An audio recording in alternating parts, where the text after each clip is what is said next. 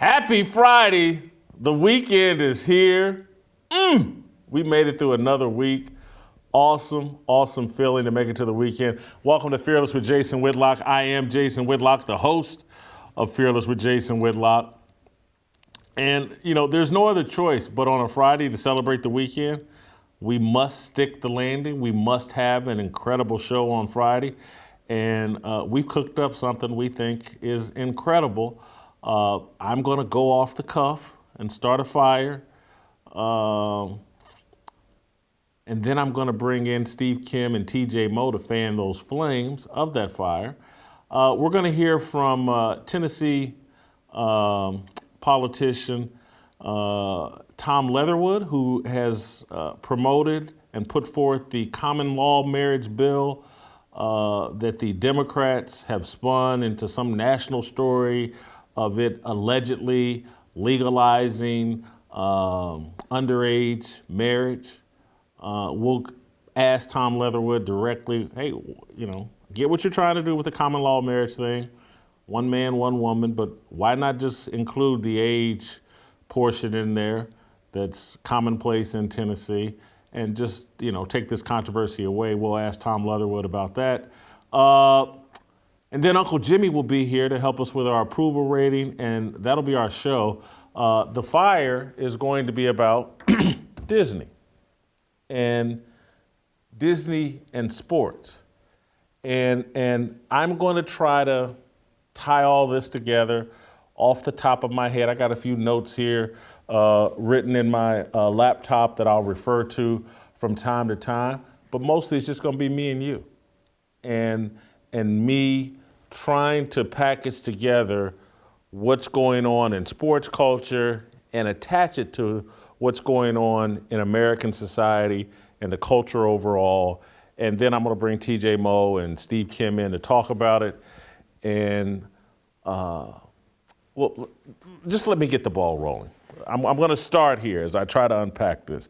Did you guys know, any of you sports fans out there, that over the course of his 15-year NBA career, Michael Jordan played all 82 NBA games 9 times. 9 times Michael Jordan played all 82 regular season NBA games over the course of his 15-season career. LeBron James, in playing, I think, 19 seasons, he's done that once. He's played all 82 games one time, I believe, off the top of my head, that was in 2017.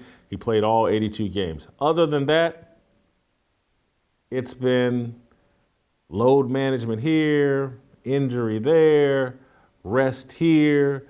And so the other night, I believe it was Tuesday night, the Lakers were facing playoff elimination. They were playing at home against the Phoenix Suns, the best team in the NBA. Lakers are facing playoff elimination Tuesday night. LeBron James set out with a sore ankle. He missed a playoff elimination game with a sore ankle. I know the initial thought, people that, can't stand me, is, here goes Whitlock, beating up LeBron again.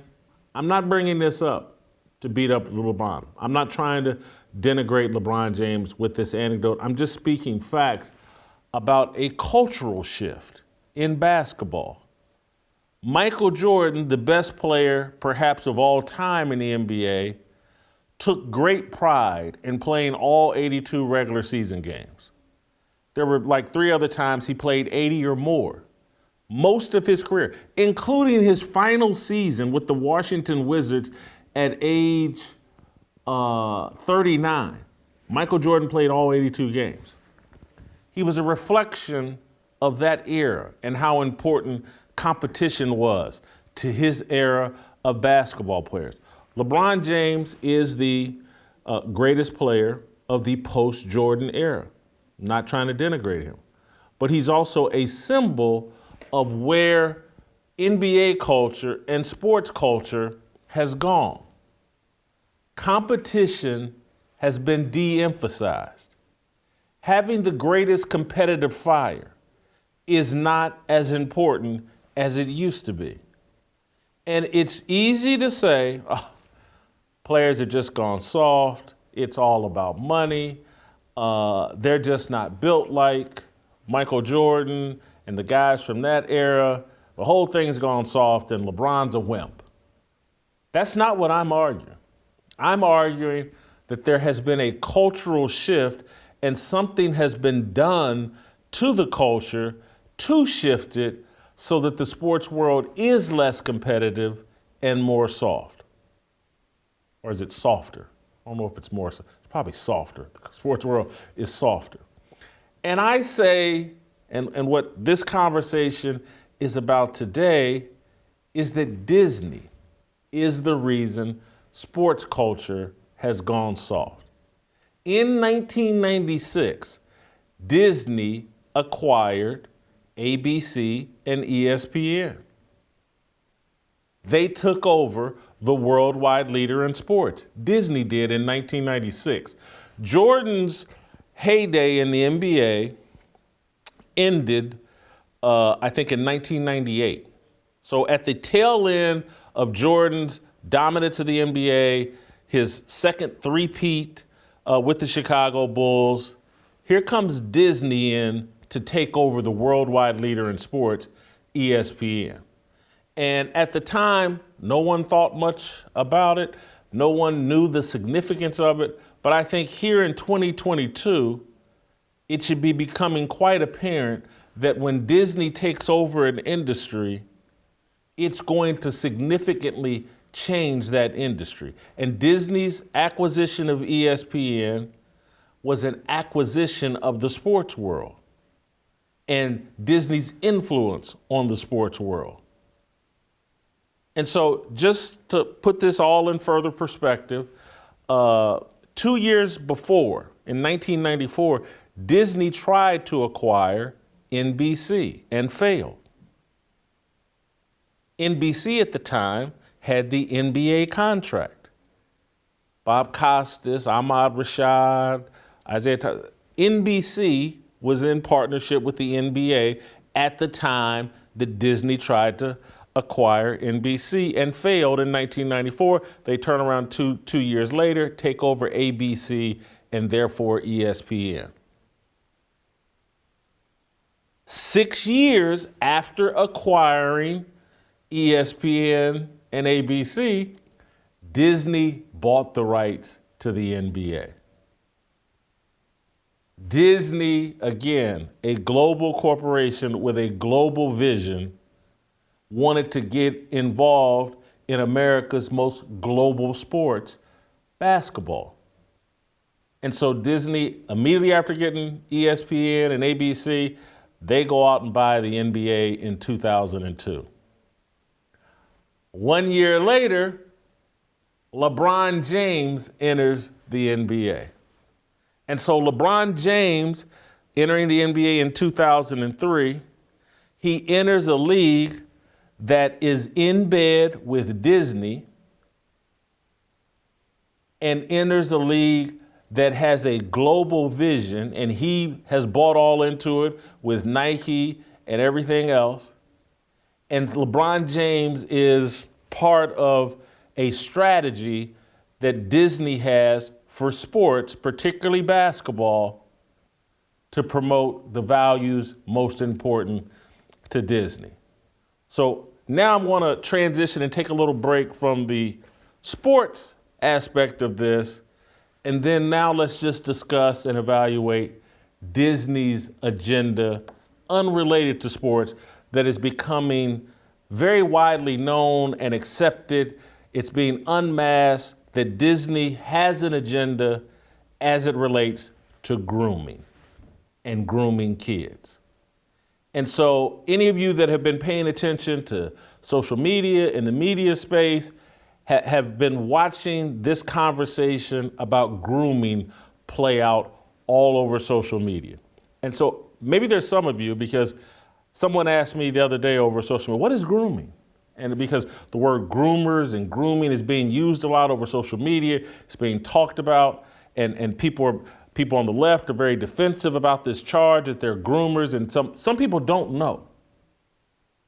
So I want to read you, this is kind of the definition with my little tweak on it. Again, and with no negative intent, I'm not trying to take anything out of control, but this is what my definition of grooming is based off of everything I've read up, how other people have described grooming. Grooming is the act of building a relationship, trust, and emotional connection with a child so that you can shape their sexual, gender, political, and racial worldview. Grooming. Building a relationship with a child so that you can shape their sexual, gender, political, and racial worldview. This is what the parental rights bill in Florida is about. It's trying to stop this grooming process that's going on in our schools. Ron DeSantis is at the forefront, and Florida is at the forefront of this fight. They have passed a parental rights law that Disney, a California-based company, has publicly opposed. Disney and its employees have put Ron DeSantis and Florida and this bill in the crosshairs. They've called it the Don't Say Gay bill. It has nothing to do with saying the word gay. It's about parents being able to control, object to school systems trying to teach kindergartners through third grade, that's 4, 5, 6, and 7-year-olds, about sexuality and gender. Parents in Florida, and most right-minded parents, they want the right to teach their kids about sexuality and gender. They want to groom their children in the way that they see fit, not leave it to crazy school teachers. And so I want to start here by playing just a collage. Libs of TikTok does an awesome job of capturing the sentiment of teachers across the country, very upset that Florida and other places and parents are starting to push back against this grooming process that we're seeing from school teachers. And so here's a compilation of just teachers on camera filming themselves talking about their desire to groom young people as it relates to gender and sexuality. One of the things that teachers always do at back to school night and meet the teacher and things like that is they send home this cute little meet the teacher thing where it has a little bio about us, some of our favorite stuff, just so that you know who we are. How do I do that next year? Do I lie and not talk about my marriage? Do I pretend I'm single? Do I invalidate my spouse's stance as a trans femme person? Ready, when they've been exposed to information, they're ready to learn about it, whether you think they are or not. And the research says that there is no age too young to talk about pretty much anything. If they know about it, they're ready to learn about it, right? So there is no, what we think is always age appropriate. It is if they don't know about it. That I don't care what the government tells me to do. I am going to do what I think is best for the health and safety, and that includes mental health and safety and emotional health and safety of my kids. I will never let any child come through my classroom feeling unloved or ashamed for who they are. The LGBT promotional, this is a safe community kind of stuff, the rainbow stuff all up in my room. And I told them, I'm if you look around the room, that should give you an answer to your question. So I did officially tell them. They, of course, went berserk. So instead of teaching social studies today, they just asked me a whole bunch of questions about being gay. So I think it was pretty well. That's what's going on in schools. And there's a bunch more of these videos. I want to show you one more. This is from MSNBC. This is a teacher complaining, I think, about not being able to talk with his first graders about his sexual relationship or marriage relationship, whatever relationship. Here, let's just play the clip. It scares me to death that I am not going to be able to have these conversations with my children because they're going to ask me what I did on the weekend. I don't want to have to hide that my partner and I went paddleboarding this weekend because then they ask, well, what does partner mean, Mr. Bernard? And, I'm worried. Can I tell them what it means? I'm also worried for my kids. I have a little girl this year who has 2 moms, and the kids are curious about her 2 moms. They want to know about her 2 moms. If they go to her and ask her about her 2 moms and she doesn't know what to say, they're going to come to me and ask me. And then, so what do I do? It opens up for parents to really take some legal action against the schools and teachers. And I am afraid for myself, my colleagues, and my students. I believe that man is teaching first graders.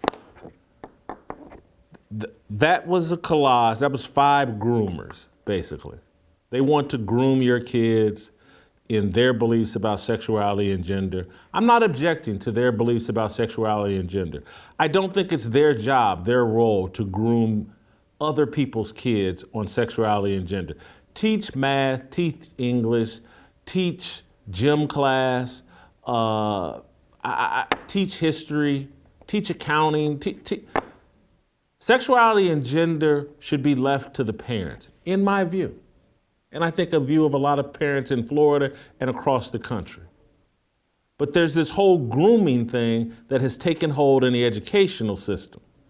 And it has taken hold in the movie industry, particularly the child movie industry, because Disney has been promoting the discussion and a worldview and philosophy on gender and sexuality in the movies they directed kids.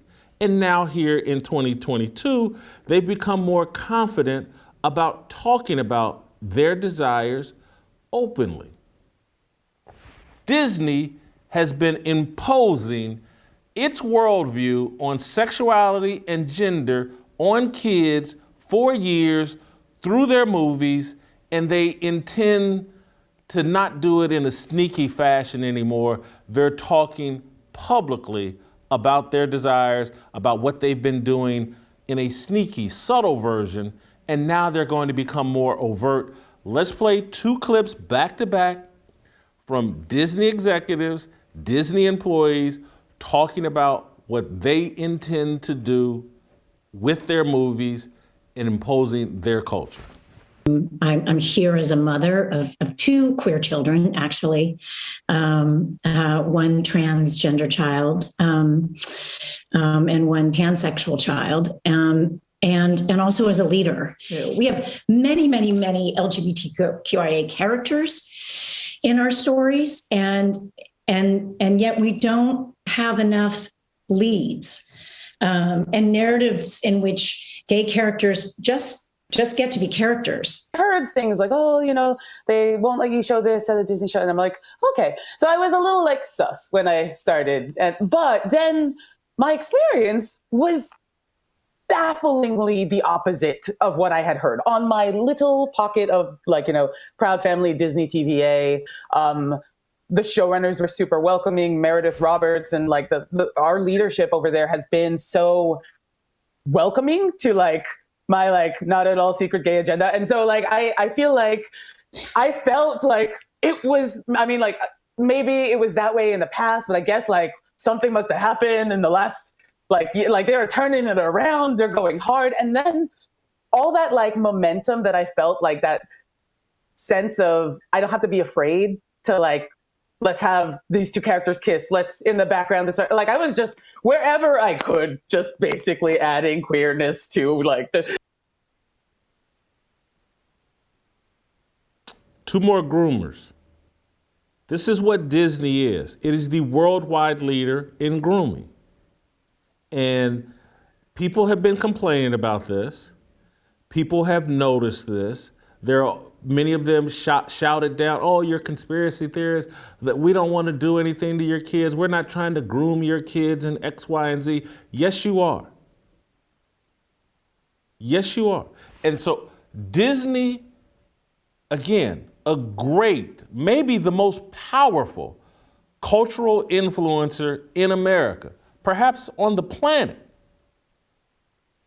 They have a clear agenda as it relates to young people and sexuality and gender. grooming of sexuality, gender, politics, racial worldview is pervasive in America. It's going on everywhere. That's why there are gay pride parades where they're taking young kids to these parades, dressing them up in sexualized fashions, having them parade around and participate in parades where adults are dressed up in a very sexualized fashion. This is commonplace in America. Young kids are being groomed along sexuality lines, certainly along racial lines. The drag queen story hour deal is out of control. We have normalized drag queen story hours at local libraries for little kids. This is somehow seen as the greatest thing you can do, and it's the most inclusive thing you can do. Bring biological men dressed up as women and have them read to your kids. That's inclusive. That's progress. This is Disney's agenda, grooming in every way possible. And so, to tie this all together, they've been grooming the sports world in diversity, inclusion, and equity. DIE, D-I-E. If you're wondering why the sports world has now become as soft, as feelings-based, as obsessed with race and victimization and victimhood, it's because that's what Disney and ESPN have been grooming us for. They have changed the sports world incredibly. And it wasn't done at the snap of a finger. This has been a 20-year process, a 25-year process of taking over the sports world and injecting it with diversity, inclusion, and equity. It's no longer about great competition. It's about quota systems. And that's why there's so much discussion about black coaches. Have they been treated fairly? Are there enough women in coaching positions in football or basketball? Disney does not care about competition. It does not care about a meritocracy. Disney is a global corporation that wants the sports world and the rest of American society to get on board with the new world order that does not care about democracy, capitalism, or freedom. It cares mostly about communism and a world that favors an elite class of people and victims and oppressors.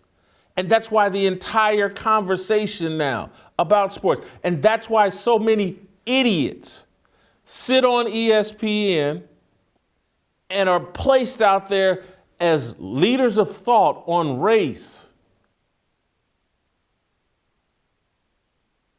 so they can lead this very dumbed down, feelings obsessed, non-factual, emotional discussion about race.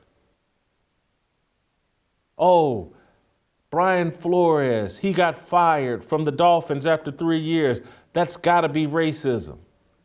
Oh, we can ignore the fact that Stephen Ross, his damn near entire organization is run by black people. The general manager that couldn't get along with Brian Flores was black. But we got Shannon Sharpe and these other idiots and Ryan Clark and the people on ESPN, they'll all run out there. The Dolphins are racist. Because it's all about diversity, inclusion, and equity. They have turned the sports world into everything you hate about your job. People getting jobs not based on their work, not based on their work ethic, not based on their production, but based on some quota system that the Human Resources Department came up with. Oh, is that person gay? Is he transphobe? Is he black? Is he a woman? Does he think he's a woman? Those are the key elements of moving up now in the sports world. They've corrupted the sports world. This whole little debate model they've come up with at ESPN and Disney. It's about a dumb conversation that people who know nothing about sports can participate in. If diversity, inclusion, and equity are your primary decision makers and qualifications, not whether you know anything about football. And I hate to pick on Mina Kimes, but I got to be honest. What does she know about football? She's there because of diversity, inclusion, and equity. And so everybody else, those football players they have her talking to, they have to dumb down their conversation so that she can participate. I don't want to just single her out because it happens to men as well. You know how Bomani Jones became a star at ESPN? He doesn't know anything about sports. He's never played it. The guy's like 6'4", 120 pounds. I'm not exaggerating. He couldn't play volleyball. Wind would blow him away. But when diversity, inclusion, and equity, again, you just dumb down the conversation to a point where people that don't know what they're talking about can participate. And so it's an explosion of idiots that don't know what they're talking about, but they can damn sure talk all day about, well, I think this person's racist. I've never met them. I don't know anything about their organization, but I think they're racist. They're white. And racism could be the only explanation for why they did what they did. Disney loves it. It sounds exactly like the conversations that go on inside a corporation overrun by special interest groups. They've turned the sports world into Disney's headquarters. And a select group of puppet masters and elites get to decide who gets jobs, who doesn't get jobs, who the good guys are, who the bad guys are. It's not about your work. It's not about your production.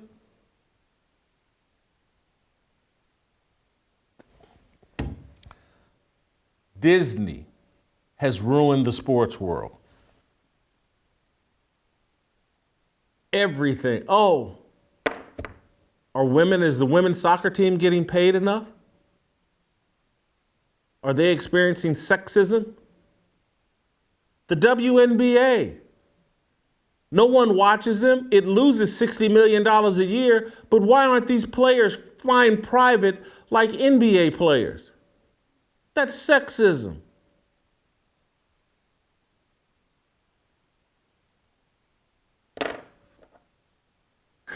Adam Silver is running around right now wondering why, and he's talked about it publicly. Hey, we're going to have to cut these games down. These superstar players don't want to play in 82 games. We're going to have to address this. We got to come up with incentives to make our players want to compete. And he's wondering why? Because the players have been convinced they're victims, that they're being exploited. Because every time they turn on ESPN or Fox Sports, that's what they're being told. Them racist owners are exploiting you. How dare they ask you to play 82 games like Moses Malone and Dr. J did? They're running the NFL like a slave plantation. They actually want you to earn these millions of dollars by playing in these games. Those racist bigots. That's what Disney has done to sports.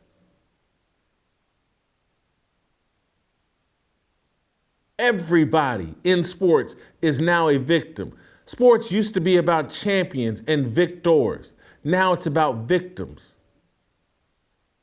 You had people, Juwan Howard gets his butt kicked in a regular season basketball game, slaps an opposing assistant coach, and you got people talking about that he's a victim of a white man touching his elbow. And that's why he slapped a different white man. Because the Wisconsin head coach touched his elbow. Those types of discussions did not happen before Disney's takeover of sports. A person that would make any of those type arguments would be laughed off air and be told never to come back before Disney and ESPN, before Disney totally changed ESPN. Now everything is about feelings. If Juwan Howard feels disrespected, it doesn't matter whether he was actually disrespected. Disney has feminized America. The education system, the movie and music industry, and now the sports world. If you go back to the crying videos I used to play of the ESPN guys, and I love Herb Street, but Randy Moss, Ryan Clark, all these guys crying on TV about nothing. That's Disney. Men used to not do that. There's no crying in baseball. Now the greatest thing you can do is go on TV and cry about nothing. Oh, he's in touch with his emotions.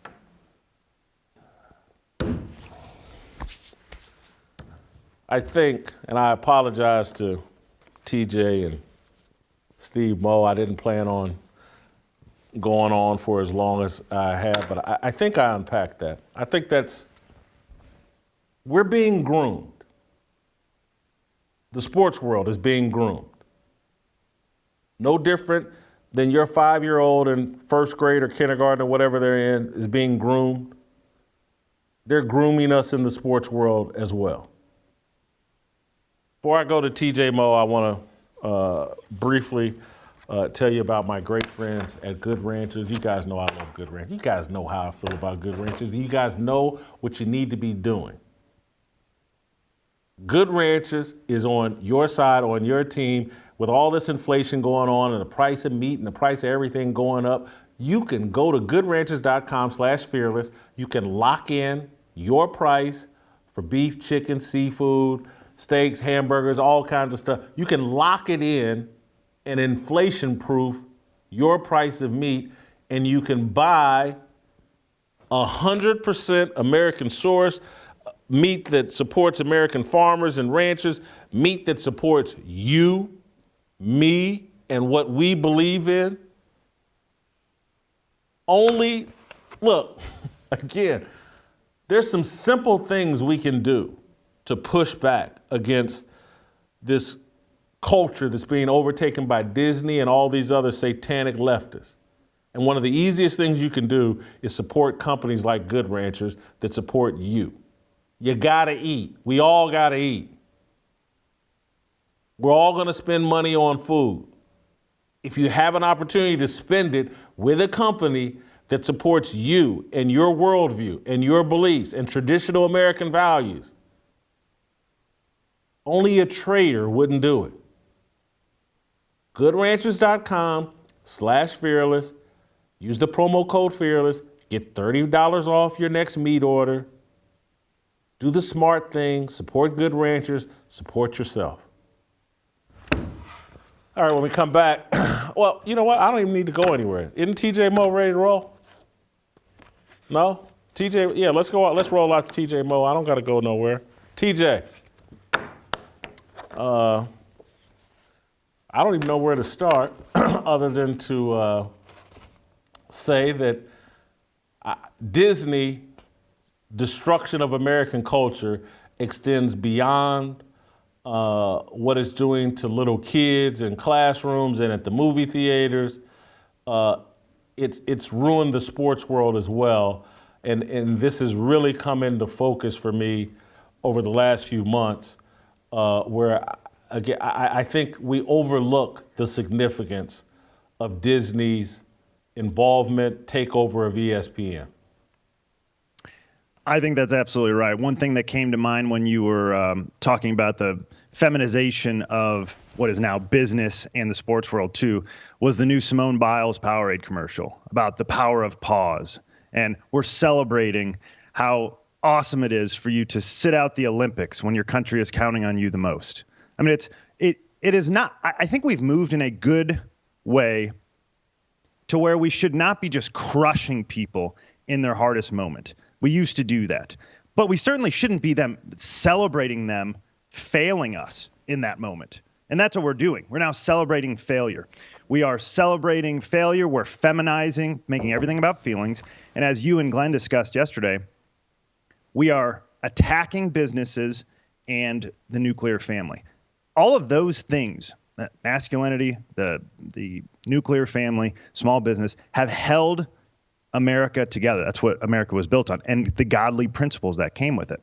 And so, one of the things that came to my mind when you were talking about the Disney lady who has 2 queer kids, as she's described it, the only way you could get up there and say that with a straight face is that you feel so terrible that you've screwed up your own kids so bad that you are trying to screw up other people's kids to normalize your parental shortfalls. That's what she's doing, and someone has allowed her into a place of power to do that. So we've lost God, so we're looking for a place to create our own morality, right? And so one thing I was thinking about, I first heard this term back in September. What we're seeing here is the shift from shareholder capitalism to stakeholder capitalism. And so Bari Weiss, in her Substack, had a guy, I think I'm saying his name right, Vivek Ramaswamy. You can look it up. He wrote a book called Woke Inc. And he wrote in the Substack here the dangers of stakeholder capitalism. And I've heard Dan Bongino, Ben Shapiro, a couple guys talk about this, but I don't think very many people know about it. So I want to take a second to explain it. And so what shareholder capitalism is the capitalism that we all assume we are working under. And that is that the ultimate measure of a company's success is its profits and how it can take care of its shareholders. That's obviously that works. The consumer has decided that your product or service is worth more than their money, so they have traded their money for that. That's good. If you are profitable, that means you can provide jobs. That's also good, right? So it's working for everyone. That's the way we all understand it. We have shifted to stakeholder capitalism. And this is coming from the very top. Stakeholder capitalism is the notion that a firm focuses on meeting the needs of all of its stakeholders, and stakeholders are defined as customers, employees, partners, the community, and society as a whole. So what it's done is it has completely allowed you to get out of your responsibility to your shareholders. We just say, well, whatever's best for society. So Joe Biden in his campaign trail, back in the 2020 election, he was preaching this. He said, quote, "It's way past time we put an end to the era of shareholder capitalism. The idea that only responsibility a corporation has is with its shareholders. That idea is an absolute farce. They have a responsibility to their workers, their community, and their country." So he's preaching this, coming from the top. The World Economic Forum in the Davos Manifesto in 2020 is preaching this. The first line of this said the purpose of a company is to engage all of its stakeholders in shared and sustained value creation. So they are shifting the notion of what capitalism is. Remember, they tried socialism for a very long time. They tried Bernie out there twice in the last 2 elections and could not get him there. So they've shifted now from socialism to stakeholder capitalism, or Elizabeth Warren calls it accountability capitalism. They are saying, well, Americans obviously really like capitalism, so we've got to find a way to change what that actually is to get what we want. And so executives, many of them are screwed up like the Disney executive that you saw. Again, can't control her own kids, and she has so many shortcomings at her own house. She's trying to screw up other kids, or many of these people themselves are so screwed up that they're trying to get the world to accept them and recruit people. That's one reason. But the other reason is we have a lot of people who are executives in these large corporations who look to Twitter as what Elon Musk called it, the de facto town square. And I don't know if you've ever looked up the makeup of Twitter, but it ain't good. Okay. In 2019, the Pew Research Center came out with basically the discourse that occurs and who it comes from on Twitter. 92% of all tweets come from 10% of posters. So 10% of people are creating all of the content. And of those 10%, 7 out of 10 of those people are Democrats. And when they say Democrats, actually, if you go read this study, they call themselves hardcore leftists. So this is the fringe of all of the crazy people. They're all on Twitter, and they're posting, of those 10%, again, a lot of numbers here, but the Democrats in that 10% are posting twice as often as the Republicans. So to clarify here, of all the people that are going, it is very likely that the tweets from the leftists are 4 times as frequent as tweets from conservatives. And so not only do we have the shadow banning and the censorship and the deplatforming of conservatives, but of all of the content that's disseminating, it's coming from the fringe leftists. So you have Joe Biden and you have the World Economic Forum coming out and saying we need to move to stakeholder capitalism. And then you go to Twitter and all of these people are supporting that. So the executives that otherwise might be reasonable are looking to that and saying, okay, this is obviously where the world's going. We're not just responsible to our shareholders, we're responsible to our stakeholders. Well, that's a real problem because the stakeholders obviously are not invested in your company at all. You're just a tool to them. They will use you for as long as they need to, and then they'll move on to the next company that's useful to them because they are not actually affected by what happens to your company. So they have this political agenda, whatever reason that may be, and they say, you guys need to do this. It's for the betterment of society. And then you do that, your profits go down, and so your shareholders are upset, and then the consumers leave you, and they've turned their back on you. This is what's happening to Disney Plus right now. And then you have to minimize your jobs because you can't afford to pay that many people. So a lot of people get laid off. And then you're stuck there with a company that was once a monster that's going to be far less impactful because you have decided that society is who should be dictating your values instead of the people that are actually involved and have put their own livelihood at risk to do that. And when you do put your own livelihood at risk to do that, and you turn around and decide that those are the people that you should make happy, remember, the consumers are happy because they're the ones trading their money for your goods or service. And the employees are happy because they have a job. And if you have a growing company that's doing well, then you can afford to pay them more. You can create more jobs. And so one thing I was looking at and that I thought is fascinating, this is not a new idea. It turns out leftists don't have any new ideas. Marxism is not new. It has been tried many times over, and they're still pushing it. Socialism, not new. This is not a new idea either. This idea was born in 1932, and it was tried for about 40 years. In 1970 is actually when we began pursuing maximizing shareholder value. Milton Friedman, who's my favorite economist of all time, he won a Nobel Prize in economics. In 1970, he said this: any business executives who pursued a goal other than making money were, quote, unwitting puppets of the intellectual forces that have been undermining the basis of a free society for the last 4 decades. That's from the greatest economy of our time. So we have a bunch of people who have decided that stakeholder capitalism is the way to go, and it's going to wreck their business. You obviously said a mouthful. Stakeholder capitalism, to me, just sounds like rebranding of socialism or communism. It's just taking the word capitalism and covering it up, giving it a beard or whatever. But it's just rebranding of socialism and or communism, and it's just a gateway drug to get you where they really want you to go. The other thing, because one, you unpacked a lot, and at some point we'll circle back on the stakeholder and shareholder. But one of the things I've noticed with executives and what Twitter and social media have done is it's eliminated leadership, and it prioritizes survival. And so what I see from every top executive at virtually any company, big or small, they're just thinking, how can I survive? What decision can I make today that will allow me to survive and to keep collecting this check? And so Roger Goodell, I'm going to use him as the example. He's making $50 million a year.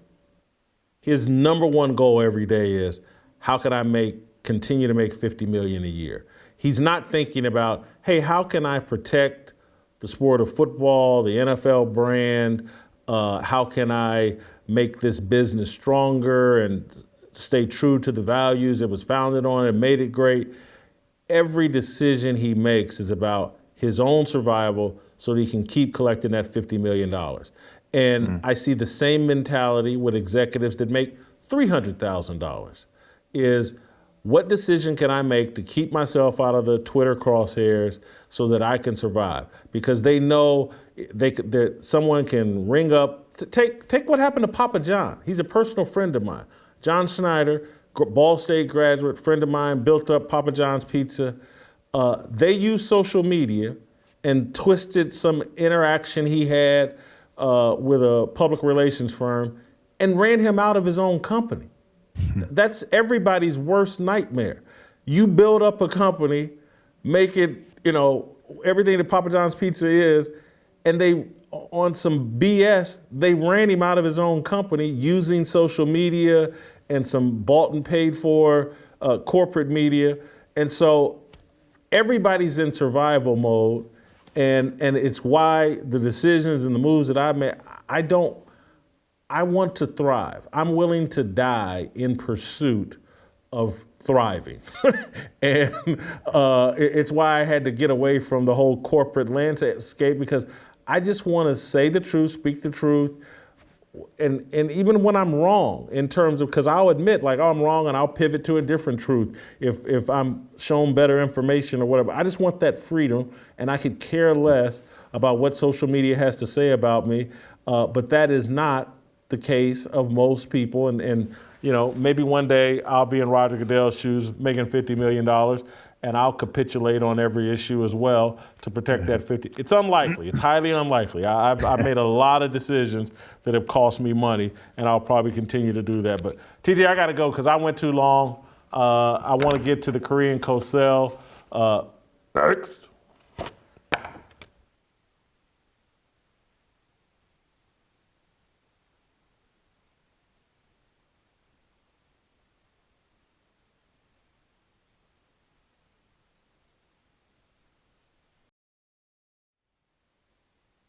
All right, welcome back. We're going to move on and bring in Tennessee State Representative Tom Leatherwood, a former school teacher before joining Tennessee's House of Representatives.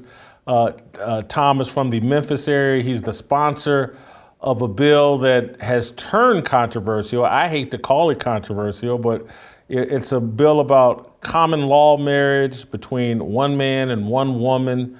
Democrats have seized upon it to twist it into a bill that seemingly through a loophole would allow minors to marry, or for adults to marry minors. There's no age limit or restriction. Anyway, I wanted to bring Tom Leatherwood on and have him explain what his original thought was. I believe the bill is called HB 233, I believe.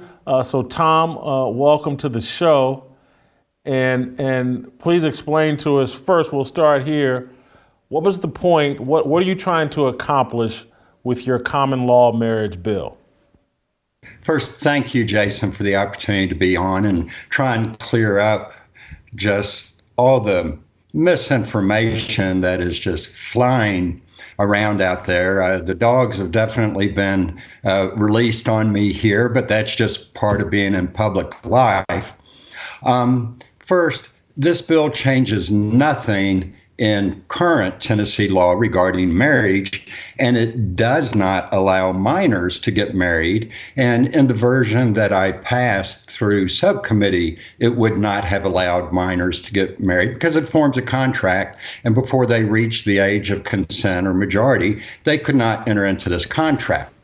But to try and satisfy these indirect attacks on the bill, I amended it to explicitly say both parties have to have reached the age of majority, which in Tennessee is defined as 18 years or older. what the bill does, the problem we were trying to fix, in current Tennessee law and with the court cases associated with that, our process and the certificates have changed, where it used to be a section on the marriage certificate for bride and their information, their parents' names, and groom, same thing. The certificates now through this process, and again, related to the court actions, you've got applicant 1, bridegroom partner, applicant 2, bridegroom partner. You've got father or parent, mother or parent. And then at the bottom, the ministers, the officiants, sign off on that. Well, ministers came to me who had conscientious objections based on their deep religious convictions. They had problems signing off on this marriage certificate. So all this bill would do is create a parallel pathway to marriage in Tennessee law. And the bill lays out there in substantial form what the marriage certificate will say, that marriage is between one man, one woman, and instead of having bridegroom partner 1, bridegroom partner 2, where you can have groom, groom, bride, bride, partner, groom, bride, partner, partner, partner. I mean, we know there's a lot of options these days. It would just say bride and groom. Again, it's not eliminating the current certificate or pathway, not changing that at all. A man can get a marriage license, marry a man in Tennessee today. If my bill passes, a man can get a marriage license and marry another man and get a certificate that reflects that. But I fully understand and agree with these pastors' objections to signing off on that form. And frankly, Tennessee overwhelmingly voted in a statewide referendum to add to our state constitution that marriage is between one man and one woman. So it seems like we ought to be able to just carve out a little niche for these people. So, Tom, let me ask you this, just for clarification. If I'm a minister and I object to marrying 2 men, why can't I just say, no, I'm not going to do that and leave it at that? You could in that case, but say you're going to marry a man and a woman. And then they present you the marriage certificate to sign off on. Well, the marriage certificate says, bridegroom, partner, and then you're signing off on this form that recognizes, acknowledges, and in many people's eyes, promotes something they deeply don't believe in. I mean, just think of something you disagree with and you go to sign a contract on something, and it really has nothing to do with you buying that car or buying that house or whatever. But the form says, these facts or these points of view that you disagree with, and you have to sign off on that. Now, why can't there be a form that says bride-groom, and that parents, you have a father and a mother as opposed to a parent-parent? Why can't we have this other form? Again, not taking away the one that's there today, but why can't they just have one that says, this marriage that I'm performing is between a man and a woman, a bride and a groom, and they have a mother and a father? That's really is simply I get what all you're the saying. bill did. I get what you're saying. There are people, and I would imagine this extends beyond ministers. There may be a bride and a groom whose religious convictions would compel them to say, I don't want a marriage license that recognizes a form of marriage that violates my religious principles. And so the objection could not just be from ministers, it could be from the participants in the marriage in not wanting to get married on a license that seems to co-sign or promote or normalize a form of marriage that their religious views have made them see as disobedient to God. So I get it. Let me ask you this though, you're an experienced politician, did you not see this little loophole that the Democrats or people, because again, I don't even know if it is the Democrats, but it's really the LGBT crowd that is really upset with you and look for a loophole to try to distort what your bill was actually doing. And because as soon as I read the story, I was like, well, hold on, man, the guy's not trying to legalize marriage between minors. He's trying to do something else. But could you not anticipate that and just have put it in the original bill that you had to be 18 to participate in this form of marriage?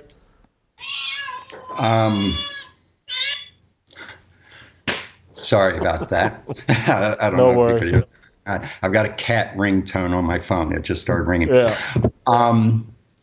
First, a point you made with not just ministers, but participants, you're absolutely right. It was ministers signed off on a petition, but frankly, my district knows what I'm doing. I've gotten so much support from rank and file individuals that totally get it. They knew this was being so it is individuals as well. And thankfully, I've got a very conservative Republican district, so they get it, and it is more than ministers. So you are absolutely right with that. As far as changing the verbiage originally, I wish I had at this point, but again, the bill that I passed through subcommittee, it did not say it explicitly, but we were forming a contract, a marital contract, and minors cannot enter into these contracts. They haven't reached the age of majority or the age of consent, so they could not do this. So the people on the front lines, they knew minors couldn't enter into these contracts, but they saw, frankly, not a loophole, but a way to distort what they knew was in there. And so once we were aware that it was becoming distorted, and you made another good point I'll come back to, but once we realized it was being distorted, I offered and have put an amendment on there that explicitly says the age. So it wasn't a loophole. It was just, frankly, where deceivers found an opportunity to deceive those people that some are easily deceived, others just want to be deceived. But you made a point about this really being the lesbian and homosexual crowd. They're very well organized nationally. They tried to stop this bill coming through committee in the House and Senate directly testifying against it, but it came right out of committee because the people understood on the committee. But once it came out of committee and the direct attacks didn't work, suddenly this became an international issue. BBC got in touch with me, people all over the country. That did not happen naturally because I offered the amendment to solve that problem. So this wasn't a natural growth of people having concerns. This was an orchestrated attack by a very well-organized nationwide group. I mean, that's the only explanation, frankly, why it showed up on your radar. And I have somebody I went to high school with said, I heard your name on the radio in Atlanta. I said, that can't be Tom Leatherwood. And so it's been interesting. It's been interesting. Tom, let me ask this, and I'll let you go. Obviously, you're a politician. You're there to represent your constituents. You've said that your constituents are backing you, and so I get that. You're doing what a politician is supposed to do, back his constituents' beliefs and look for laws that support them. I do want to ask you, though, personally, is any of this personal on your part? Are your religious convictions in line with what you're hearing from your constituents? Is this is it just a reflection of what your constituents want to do, or is it also what Tom Leatherwood believes? It is also what Tom Leatherwood believes. And it's important to represent your constituents. I believe I do that. Along those lines, I've been told you'll end up drawing opposition over this issue. And sure enough, 2 days ago, an opponent is trying to run with this and support the other side. So I did draw opposition, but that's part of the game. So it's important to represent your constituents, but you said your beliefs. I phrase it convictions.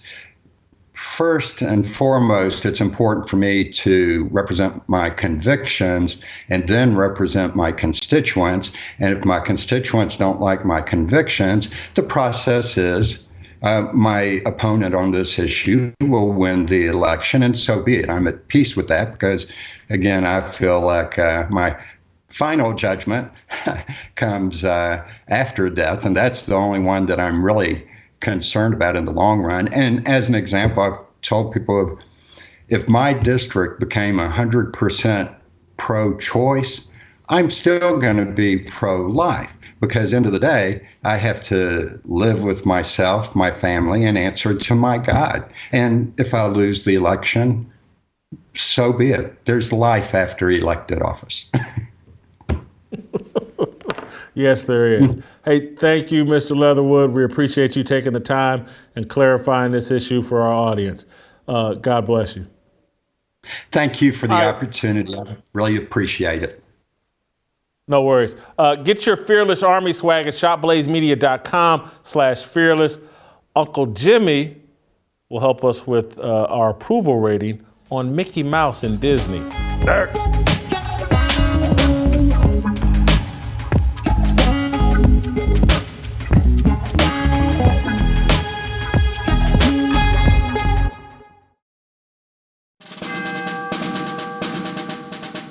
We must exist in a state of man glorious, as we are protected by the red, the white, and the blue. But remember, the mind is the key. The fearless soldier pledges to place God first and foremost in his everyday endeavors of life. We, the fearless army, are one nation under God, indivisible, with freedom and a belief in the American dream. The men bold enough to join our movement comprise what we like to call the New Dream Team. We are leaders of our families, our churches, and of this nation. We reject the seeds of division that are planted by corporate media misinformation. We affirm that all men are created equal and are endowed with inalienable rights, which are granted by our Heavenly Father. We are bound by honor to accept God's challenge, to take the flag and lead, to cherish, to protect, and to nurture the life of our unborn seed. I am a fearless soldier, so shed no tears for me. I am not a victim. I am the man that God made me to be. Amen.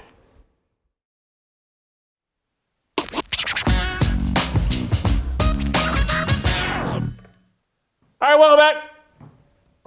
We're going to wrap up the weekend, wrap up the show with an approval rating on Mickey Mouse and Uncle Jimmy. We had a big, long discussion. I had a big, long discussion about Disney and its impact on American culture and now sports culture. TJ Moe with some good stuff. We didn't quite get to the Korean Cosell. Yeah. And Jim, your thoughts on Mickey Mouse? I just one thing real quick before I go. I'd like to change this segment to who did Jason Whitlock give a nut punch to today, but I'm gonna change. I don't want to do that. I mean, what is the deal with you? Can you ever let me just have some media figures without every day you just give a kibosh to them and knock them down? Who did I kill today? I can't remember. Why Bomani Jones? You know I used to like Bomani Jones. You know I used to like him. You did? Remember, I didn't have a problem with the dude. Jim, the guy is 6'5" and 117 pounds. Just look at him. So then you talk about him again today, and I suddenly realize I'll never look at Bomani Jones the same again. You said this dude is so skinny that if he stands sideways and stick out his tongue, he'll look like a zipper. He can't play volleyball. Anyway, Come on, man. Let's go. Leave my dude alone. That was not, again, today was unscripted. I just said things that came to my head. Yeah, Mickey Mouse, Disney, our approval rate. I don't, have you been following this, Jim? I mean, I broke it all down today, but this whole little, Disney is coming out of the closet as the headquarters for the the alphabet mafia, basically. Yeah. You got kids. If I may. Yeah. Because I told you I was listening to some station, channel, and I asked you, I said, man, what is the deal with this channel, the TYT? I heard them talking about this. And they were actually talking about it. And the thing that they said was, you guys don't realize half of the staff at Disney is queer. And people that work at Disney are even I don't even like saying that word, but evidently the Q word. Queer? Yeah. That's what they like. Yeah, I know, but I don't like it. I'm just saying, I don't like it. But in other words, evidently at Disney, even the queers are getting upset at how bad they're getting. Oh, the queers don't like? This is according to the Young Turks. According to the Young Transgenders, whatever that station is called. You get it. Come on, man. All right. Approval on Disney, job performance. On Mickey Mouse. Mickey Mouse. Don't change. See, you put stipulations on me. Come on. They're trying to pervert our kids, so I'm going to give them a 0 in job performance. I give them a 25. I give Mickey Mouse a 25. Mickey Mouse is the Don of the gay mafia. Mickey Mouse is the original LGB, why you give me a STD. He's the original. Disney has been doing the devil's work for years. Disney is the very reason why all of our cartoons have gone to hell. South Park, Beavis and Butthead, Simpsons, all of them, just straight to hell. Come on, man. Character, I find them very low in character. They're groomers. They're the worldwide leaders in grooming. So I'll give them a 0 in character. Okay, you said this. You and I didn't talk about this, but you said they're the worldwide leaders in grooming. I gave them a 25 in character for the very reason that you said, because they are the worldwide leader in grooming. But see, we didn't realize as kids they was the worldwide leader in grooming, did we? We just thought we was just watching cartoons, right? Remember what was we watching? Tweety, Porky Pig, Bugs Bunny. Every time you turn around, Bugs Bunny kissing on a man. Am I right? Big Bird, Elmo, Bert and Ernie, the Teletubbies, SpongeBob and Squidward. All of them was a little bit, as Red Fox would say, Jason, they was all a little. All them characters. Think about it. Hey, man, we came up in the air. I don't know about you, man. I like Froghorn, Leghorn, Popeye and Brutus. I like Scooby-Doo, but I heard, is Scooby-Doo, is that? Well, Scooby-Doo was a weed head. Well, come on, man. He ate edibles. Come on. Come on. Authenticity. I got to admit, they're becoming more authentic. They're coming out of the closet about what it is their agenda is, so I got to give them some credit here. So I give them a 14 in authenticity. You see how we do? I give them a 0. What I just tell you, Mickey Mouse is not a male. Okay? He's not a male. I don't give a doggone what you say. Disney, Hanna-Barbera, Hannah Montana, all of them. They've been programming us, and they done programmed our kids. See, you keep on talking about it. That's really, really, really what they did. But it was funny when we was little, okay? All right, and then we sit up here talking about our men nowadays. What's wrong with the men of America? We grew up watching Mickey Mouse. I'm just saying, we grew up watching all them little stupid ass cartoons I just told you about. And then we want to know why men act like why they do today. Come on, I'm sorry. It factor. They still got some power. They're still popular. So I'm going to give Mickey Mouse a 20 in It Factor. Kids still love it. And you know, I guess now you go to Disney World and they won't even say welcome boys and girls anymore. I think they say welcome them and they. Or I don't know what. I give them a 0, man. This is the problem right here. This right here is a problem. This is why our kids have gender issues. This is the whole shop, bam, and caboodle right here. I don't like it. And this, you hit it. Our kids have been programmed for this foolishness, and then we as adults want to sit here and go, what's wrong with our kids? You know what the hell's wrong with our kids. You ain't teaching them nothing. You letting them sit in front of that idiot box. Come on, man, I'm done. You know, my grandmother always said idiot box. That's what she always called the TV, the idiot box. So she would be happy to know that you're the king of the idiot box now, huh? She was literally, that was her, love the saying, the idiot box. And here we are. Look at us nowadays. 80, 90 years later, and she's there we go. The curve. All right, I've got Mickey Mouse at a 34 in the dumpster fire. You almost had him candle lit, I think. You know, at 50, you still got him at a dumpster fire. It's still a dumpster fire. I was still a big Hanna-Barbera fan. I remember. Dun, dun, dun, dun, dun, dun, dun. I was a big Banana Splits fan. I don't even know what that is. Isn't that something at Dairy Queen? All right, we gotta go. Thank you.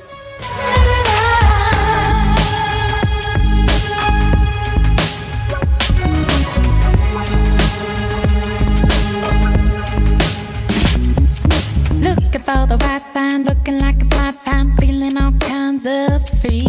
These words are our religion, all regrets and our decisions. We all wanna go to heaven with freedom. It's my obligation, no hate, discrimination. Raising up your hands for freedom.